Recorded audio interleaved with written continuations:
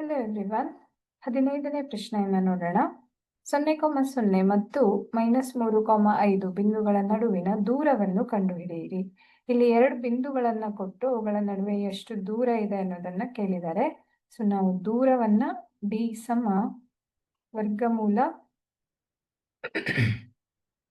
x2 - x1 square plus y2 - y1 square ಈ ಸೂತ್ರದಿಂದ ಕಂಡುಹಿಡಿಯಬಹುದು. ಸೊ x2 ಬೆಲೆ -3, x1 ಬೆಲೆ 0 ಆಗಿರೋದ್ರಿಂದ ಇದು -3ರ ವರ್ಗ ಅಂತ ಆಗುತ್ತೆ. ಹಾಗೆ ಇದು 5, y2 ಬೆಲೆ 5, y1 0 ಆಗಿರೋದ್ರಿಂದ ಇದು 5ರ ವರ್ಗ ಅಂತ ಆಗುತ್ತೆ. ಇನ್ನು -3ರ ವರ್ಗ ಅಂತ ಅಂದ್ರೆ +9 ಆಗುತ್ತೆ. -3 ಗುಣಿಸು -3 ಆದಾಗ +9 ಸಿಗತ್ತೆ. ಹಾಗೆ 5ರ ವರ್ಗ 25. ಇದೆರಡನ್ನು ಕೂಡಿಸಿದಾಗ ನಮಗೆ ವರ್ಗಮೂಲ 34 ಅಂತ ಬರುತ್ತೆ. ಹಾಗಾಗಿ 34 ವರ್ಗಮೂಲ 34 ಮಾನಗಳು ಅಂತ ಬರೆದಿಟ್ರೆ ಆಯ್ತು.